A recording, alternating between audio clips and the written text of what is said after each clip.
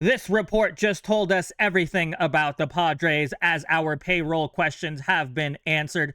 Possible player trades and big moves could be coming. Let's talk about it. Hi, welcome back to another episode of Padres Digest with your host, Andrew. I haven't done a long form video in a minute, but today we have some, I guess, pretty big news, some Kevin Acee reports. Also, please apply if you would like, and also please subscribe. Super close to 3,000. We can do our first live stream in a little bit. But yeah, today, or a couple days ago, I don't know the exact day, but Kevin Acee dropped an article, and it had some people on the internet feeling a certain kind of way. Kevin Acee dropping a bomb at the end of a long day at winter meetings. So I had my best friend ChatGPT summarize it, but for starters, we'll just read this real quick. But one source that the Padres are working multiple fronts that could result in deals that rival the massive trade in which they acquired 4 major leaguers in exchange for Juan Soto and Trent Grisham. So basically, they're saying that Preller is working on moves that could rival that. And we'll talk about that in a second. I'm skeptical of that. I feel like that might just be a little clickbaity. But to be honest, as someone who's kind of in that same industry, I get why he would say something like that. But we'll talk about it in a sec. But like I mentioned, he does mention payroll to start. So Padres payroll expectations for 2026, similar level to last year. Seidler said the 2026 payroll will be similar to last year's, roughly in the $220 to $225 million range. Padres expect to stay a top 10 payroll team again and blow past the CBT for the second straight year. Despite the smallest media market, San Diego's average payroll since 2021 is $222 million, which is a lot. Payroll ranked 8th in MLB last year with $224 million, including penalties, the second highest in franchise history behind 2023. And I think they mentioned that later in this summary. But team remains committed to spending despite the pending ownership sale, which is something I did mention in a short a while ago about how, yes, the Padres are going to be sold probably, but it does not mean that John Seidler is going to tank the team. He is still going to try and help Preller put the best product he can onto the field. And that's what this report is kind of confirming. I don't know if I can say completely confirm, but more than likely, we'll say 85% confirmed. Let's put it that way. Because we never know exactly what's going on in their heads besides what they tell us. But context and history, from 2010 to 2019, the payroll averaged from 61 to 96 million, rarely cracking the top 20. But since 2020, the Padres have only missed the playoffs in 21 and 23, both years with the 8th highest payroll. The goal for this year, first time ever making the playoffs in 3 straight seasons, which is great. A little sad for our history, but again, we're writing new history every day, so I won't be too mad. I mean, obviously, I won't be mad if we get 3 straight. My point being is that we're the Padres. We're cursed. But what does payroll mean for 2026? Expect at least 2 veteran starting pitchers added this offseason and projected to return 8 regular season players and most of the elite bullpen. I'm assuming it's talking through arbitration and stuff like that. But mostly everything but starting pitching is, for the most part, filled. Like, we do need some work with the... We worked on a bullpen already with some Okie players. Fielding wise, the position players are pretty much solid. We just need some backups and some depth. But starting pitching is the only really big question mark. And there's pitchers like Zach Gallen out there, Merrill Kelly. Like, there's pitchers we can get. Are they going to be great? I don't know. But we have to leave that for AJ Preller to decide. Because I don't want to say in Preller we trust completely, but I trust him more than I trust myself. Let's put it that way. But hints that the Padres are planning a big move. And we kind of tease this. But Preller is shooting big. Sources say Preller is working multiple fronts that could lead to deals on the level of Juan Soto mega trade. Another source said potential moves would make the last 2 trade deadlines look small. Preller is described as frantically, is that a word? Frantically working the phones more than usual. No specific details, but the vibe is big. Hard to separate rumor from real traction, but tone suggests something major is being explored. Padres are quiet publicly, which usually means Preller is working behind the scenes. Yeah, we're not a big team that, like, reveals too much. I know we've had moments like when we almost got Max Scherzer where things kind of leaked, but I feel like for the most part, the Padres are pretty hush-hush. Like, for example, when Kyle Schwarber just signed with the Phillies again today, and the Pirates are like, hey, we're going to throw money at them. You could also say the Pirates were just trying to do a publicity stunt and be like, hey, we're trying. Not actually. But we want to have the illusion that we're trying.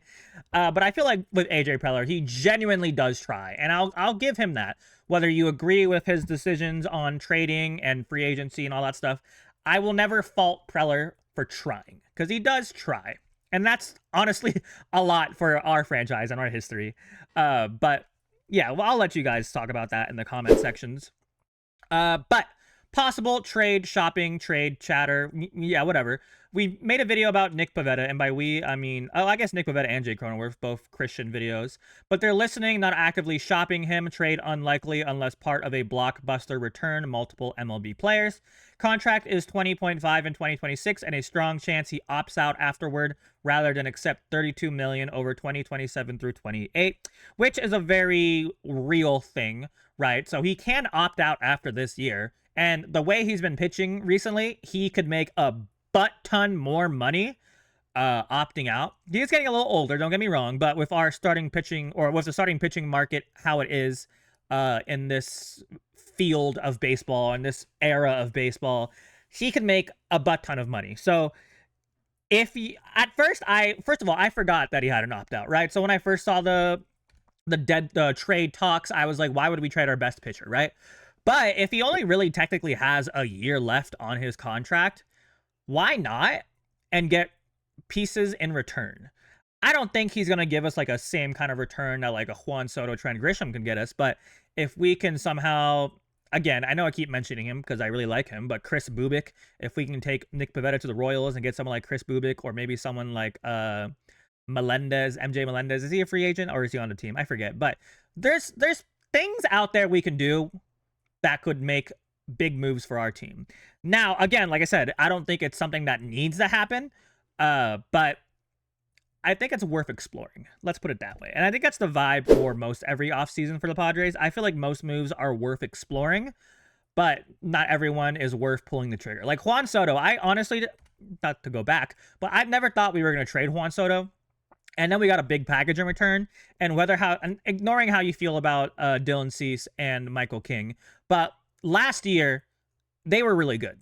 So giving up Juan Soto in order to get two really good starting pitchers, again, not counting this year, 2024, giving up Juan Soto for those kind of players, in the end, that seemed worth it to me.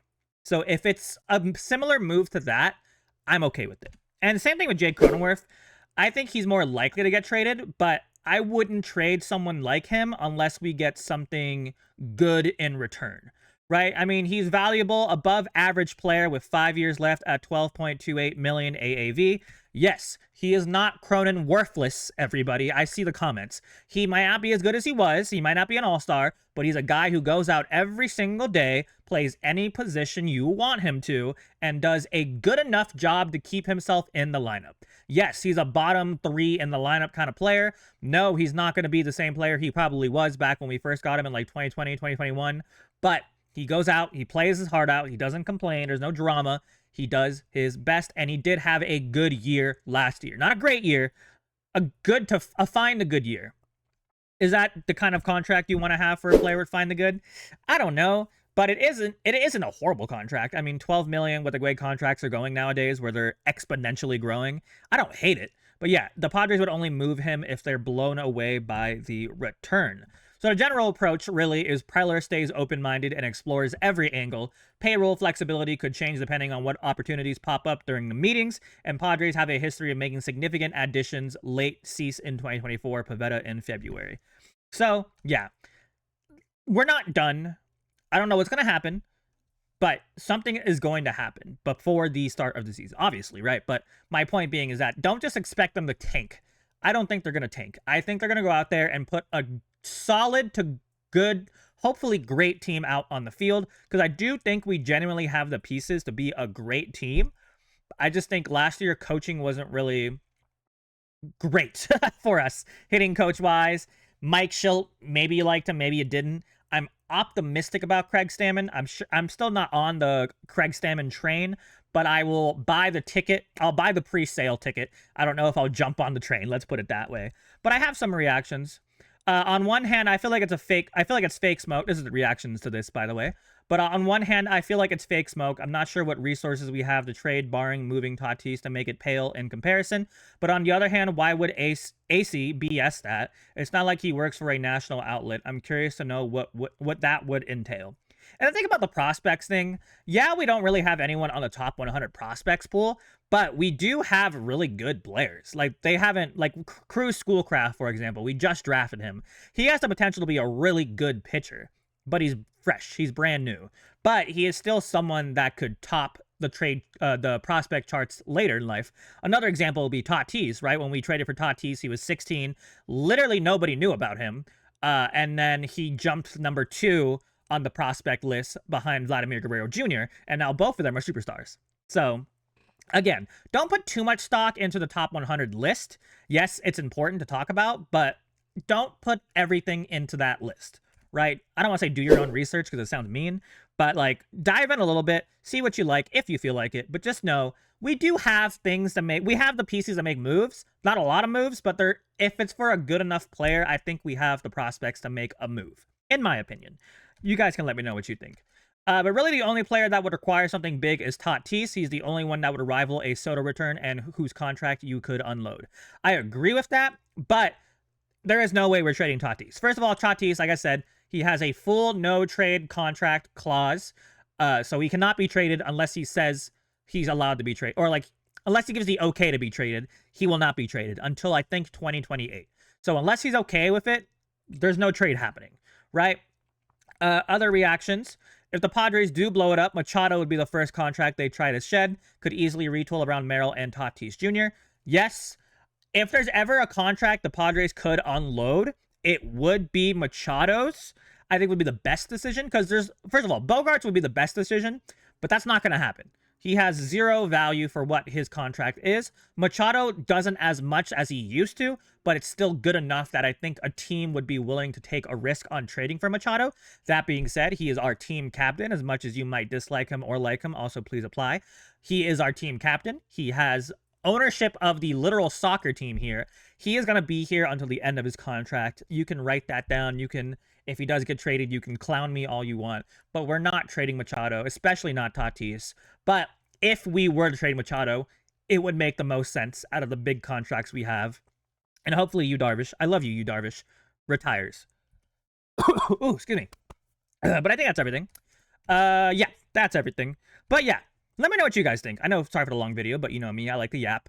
Do you think Kevin Acee is full of it, or do you believe that something big is going to happen? How do you feel about the payroll? Do you think he's also lying about the payroll, or do you really believe that AJ Preller and John Seidler are going to go out there and make some moves to help the team compete again next year and get us to our 3rd straight playoff? Let me know everything, and thank you guys so much for watching. Please subscribe as always, super close to 3,000, and go Padres. Goodbye.